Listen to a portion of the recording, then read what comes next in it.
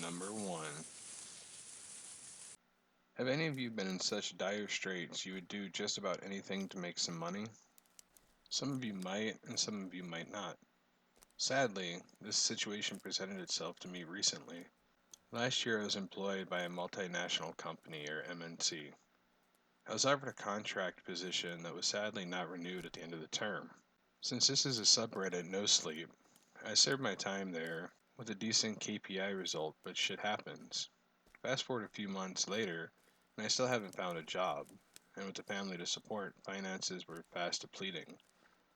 I kept my chin up in front of my family, but deep down I was freaking out.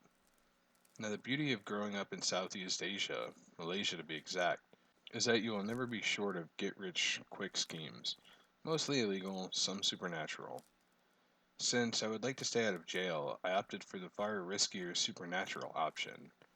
The scheme I opted for was selling salt to the departed. Legend states that departed souls use the salt to stop from decomposition process, and for that will pay the salt peddler handsomely. I've heard this tale since I was a young boy growing up with a Nyonya grandmother, and she was always clear to emphasize the pantangs or taboos that go with all her scary tales. I remember her saying that salt peddlers would need to be at the graveyard at midnight and have enough salt in packages to last him until daybreak, a wide brimmed hat to keep his face hidden, and finally the fortitude to never look up. She stressed that the peddler must never look up no matter what happens. The dead will give payment in the strangest of items in the graveyard, and when the peddler left the graveyard in the morning, the items will turn to money. Needless to say, she also made us, her grandchildren, to promise her, under pain of death, to never attempt any of the tales we heard from her. So back to our story.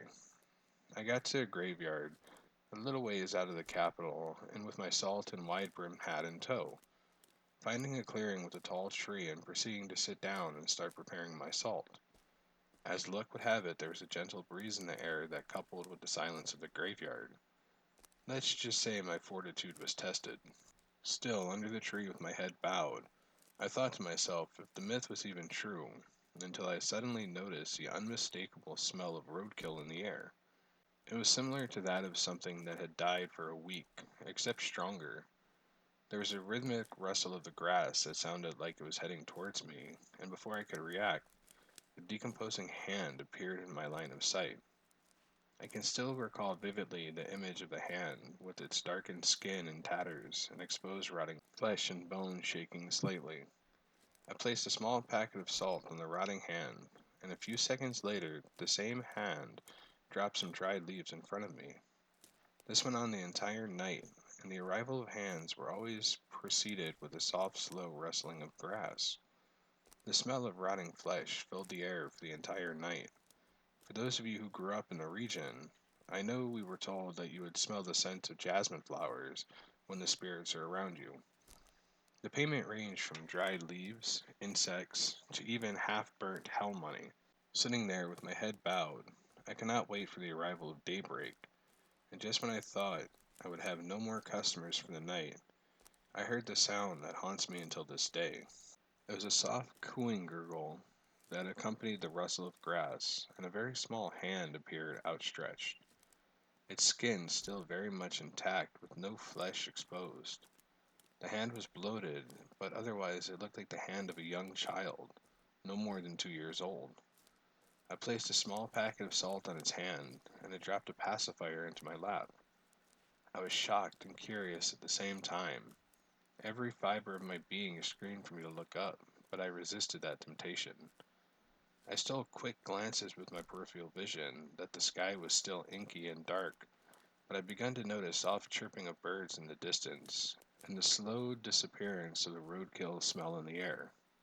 Having never done this up to this point, I took it as my cue to leave, and I gathered up my payment and placed it in a small pillowcase for safekeeping. Upon standing up, I still kept my head bowed and started to walk out of the graveyard. Taking my first steps, I felt a sharp pull in my pants, and looking down, I noticed I got tangled with some of the thorny weeds. I started to smile to myself because I thought I'd let my imagination get the better of me, and told myself to relax and get to my car safely with my prize. As I kept walking out, I felt the temperature of the air suddenly drop, and something brushed my shoulder, and that sensation made me jump enough to actually make me look up for the first time since arriving. Upon looking up, I saw no one, only row upon row of faded and chipped headstones lining the ground. I ran out as fast as my legs could carry me towards my car, and I drove home while periodically looking over my shoulder towards my back seat. I got home safely, and I find the money in the pillowcase, but for me the nightmare has only started. Now, every night when I go to bed, I hear gentle scratching and rustling at my door, and the unmistakable smell of roadkill. No one else in my family smells it or hears a thing, and when I wake up, I normally find a grain or two of salt in front of my bedroom door. Number 2. You've probably heard a lot about haunted schools. I don't know. In Malaysia, it seems like every school is haunted to a point. I just started laughing at the stories because most of them are absurd, like flying lady ghosts in red dress feeding on sanitary pads because she needs blood, marching dead soldiers spotted at night because these Japanese soldiers who conquered our country were buried underneath the big field. Don't you think these stories are a bunch of crap? Apparently, there's this old security guard who's been telling students these stories because, according to him, he's been working at the school for many years and he's witnessed some of these events. He told me some, and I'm like, yeah, okay, whatever. As long as I don't see any of them myself, I will regard him as a good storyteller. When I was in Form 5, I didn't see him anymore. I had heard he'd passed away. I kind of missed him because he's always telling me the same ghost stories, and I would just say, Uncle, please, so that he would stop. Oh, by the way, I was never rude to him. Brought him ice cream and junk food every time I'd buy some for myself while waiting for my mom to pick me up. I was sad thinking about him because I know he didn't have any family members. In fact, the little hut in our high school was his home. Later, a new security guard came and replaced the old one. I don't talk to the new guy because he's not as friendly as the previous one. There were 5 blocks in our school, from Block A to Block E, and they're quite a distance from one another. Students in the morning session will occupy C, D, and E, while the afternoon session it will be in A and B. When I was in Form 5, my class ends at 1 p.m., but I remember there was one day I needed to rush for a school project, so I stayed in my classroom with another classmate to finish. Even though classes are happening in Block A and B after 1, the atmosphere at the remaining blocks changed automatically. Everything is so quiet and creepy now. Not everybody loves to hang out in school unless we really need to. So there I was, doing my work at the 5th floor of the E block. I would stop to have a chit chat with my classmate, and he would joke about things like, hey, you want to hear some ghost stories? And I'll always be like, no. Hey, we're very far from the other blocks. Don't you think it's very creepy now? It's just us in this block. He had no choice but to agree. I looked at the time, 6 p.m., and I still had more to go. My classmate was taking a nap already. The sky is getting slightly dark now, and I said to myself, by 6:30 p.m. I'll leave. Yes, I've never seen any scary stuff, but I sure didn't want to risk seeing a damn thing. I woke my classmate up and told him to quickly scribble something and call it a day. We both rushed, and I heard a familiar voice outside the window. It's dark now, why are you still here? I looked out the window, and it's the old security guard. I was so happy to see him. My classmate took a look at him and continued writing. I asked the security guard, where have you been? I haven't seen you for so long. And they had this new guy who's not friendly like you. He giggled and responded, I'm always here. Who told you I was gone? You should leave already, or do you want me to tell you some ghost stories? I looked down and waved at him to dismiss him before he started telling ghost stories. When I looked up again, he was already gone. Suddenly, it just hit both my classmate and I. The old security guard appeared outside the window. There was no way a person could be standing outside the window on the 5th floor. He didn't come from the hallway. Without any hesitation, my classmate and I packed everything and ran out of the school. Now I understand what he meant by, I'm always here.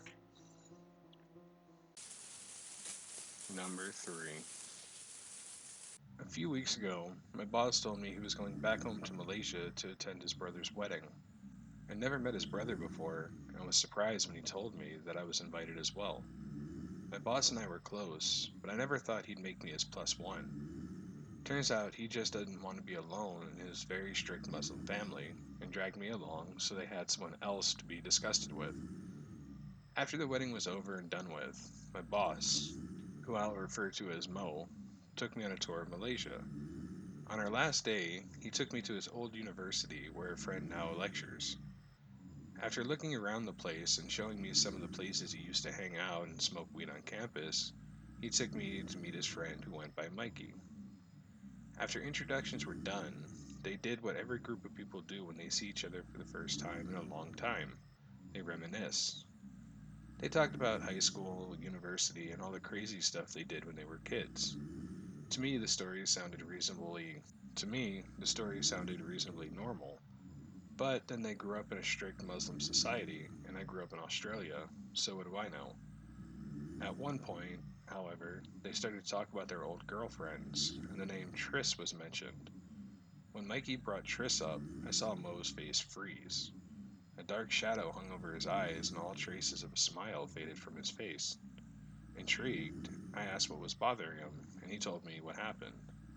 Triss and Mo had been dating for about 6 months when he moved into an apartment block near his university.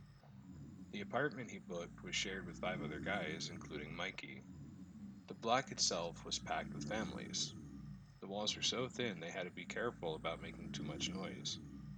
Apparently, there's nothing more dangerous than a self righteous Muslim family who thinks 7 p.m. is a reasonable bedtime. Anyway, one afternoon, the 6 guys were sitting around watching everyone's favorite action movie, Rambo. Guns, explosion, every teenage guy's favorite popcorn movie. About halfway through, Triss comes in, said hello to everyone, and beckoned Mo into the other room. Mo quickly followed, thinking he was going to get laid, only to have Triss wrap him in a hug and press her face into his shoulder and start bawling. Mo stood there silently for an hour, letting her get it out of her system. After a couple minutes, Triss pushed him away and smiled. She needed to get changed and wash her face, and she wanted to be alone for a minute. Mo, mildly confused by the whole thing, went and sat outside with everyone else and kept watching the movie. Nearly a half an hour later, Mo was starting to get worried. Triss had been in the bedroom for too long, and while he didn't want to interrupt whatever she was doing there, but he was determined to find out what the problem was. He knocked on the door and was surprised when the door swung open almost instantly and Triss pushed past him, moving to sit on the couch. A space was made for her and she sat, but with a totally stiff back. Her knees were at a perfect 90-degree angle, and she was perched precariously on the edge of the seat, looking not unlike a gargoyle. She wasn't even watching the screen, just staring at the people on the floor in front of her. Mo approached her cautiously. Everyone had noticed how she was acting at this point, and they were all turning around to look at her. Mo smiled, trying to be reassuring, and asked her what was wrong. She looked up, but not into his eyes. It seemed as she was looking over his shoulder. "There's a man outside. I saw him. Outside the window. He wants to come inside." "But, sweetheart, we're on the third floor." The reply seemed to float through the room. Everyone's attention was fixed on the pair now, but Triss seemed totally unaware of everything that wasn't just over the point of Mo's shoulder. Suddenly, she shifted her gaze and stared directly into Mo's chest. Without any warning, she started screaming. A piercing, horrifying, open-mouthed scream that exploded the entire room into action. Everyone in the room went to cover Triss's mouth at the same time, and she was knocked on the floor. Still screaming, she started lashing out, connecting with vicious punches, and left horrible bruises. Everyone grabbed a limb and pinned her to the ground, but she was still screaming. The sounds of gunshots and explosions from Rambo mixed with the chaos of the room, making the whole scene feel like something out of the Second World War. Mike suddenly remembered something. It was clear to him, at least, what he had to do. He ran from the room and dug into his bag and found what he was looking for: a small vial filled with sand, a gift that his father brought back from his pilgrimage to Mecca. He quickly filled a jug with water and then sprinkled some of the sand over it while muttering a few short prayers. When he was done, he rushed over to the group and started to pour the holy water over Triss, hoping it would blast whatever the hell was in her free. The effect was a little different. The struggling and flailing stopped, but the screaming didn't. Her eyes rolled back into her head, and the pitch of her scream changed from high to impossibly deep. Mikey started yelling passages from one of the holy books of Islam, pouring water in her face and shouting words into her ear, but to no avail. All it did was make whatever was in her very angry. She started flailing twice as hard as before, and screaming, shockingly getting louder. Mikey had one last plan. He sprinted from the front door and jammed it open, then did the same to the veranda door. He ran back to Triss and started screaming, "You need to leave. You can't stay here. We won't let you stay. You have to leave now." While he screamed this, he poured the last of the water over Triss and dumped the rest of the sand into her open mouth. The screaming stopped, her eyes closed, and she stopped flailing. Regardless, and suspicious of some sort of trick, nobody moved. They all kept her limbs pressed tightly to the floor, refusing to budge. Mo whispered her name into her ear and her eyes fluttered open. "Mo, what are you guys doing? Why am I wet?" Apparently, that's the last they heard from that spirit. None of the neighbors had made any complaints, and by some minor miracle, Triss hadn't broken anything with all of her flailing. Mikey was pissed that he lost such a precious gift from his dad, but otherwise nobody was hurt. Later, after they had all recovered a little bit, they asked what she remembered of the ordeal, and she replied, "All I remember is hearing someone outside and going to the window to see what was happening. Then I woke up with all of you on top of me." Number 4. My name is John, and something really bad has happened. I just don't know what. I had been visiting some friends in Malaysia and have had a great time. A few hours ago, a friend of mine told me about a forest nearby which is believed to be haunted. Local people avoid it and have warned us not to wander around. Being young and stupid, we thought the parents made up the paranormal part to deter kids from playing in it. After we convinced our Malayan friends, we decided to venture into the forest. There is a big group of us, around 5 or 6 people, all foreigners except for my friend and the other guy we met. I don't know the man. In fact, none of us do. While walking around in the woods, he jumped in front of us yelling something in Malayan, I suppose. Our Malayan friend said and urged the man to leave. However, he just looked at us and laughed. We continued until a loud, devilish scream scared us.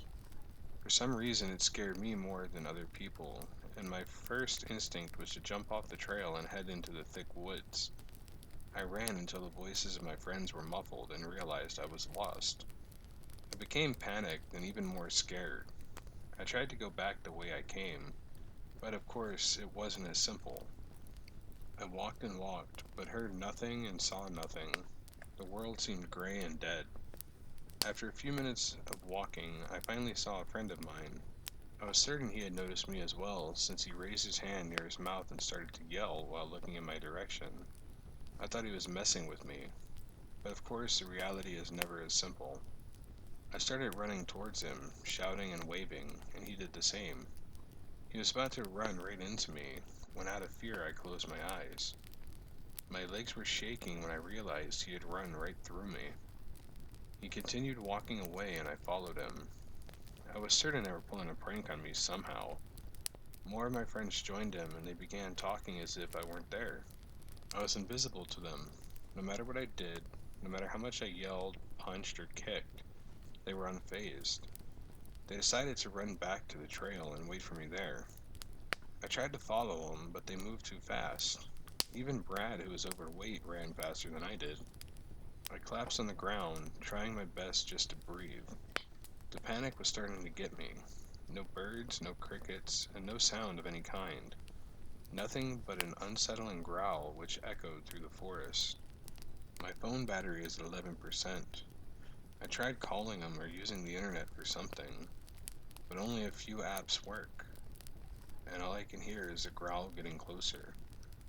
Please help.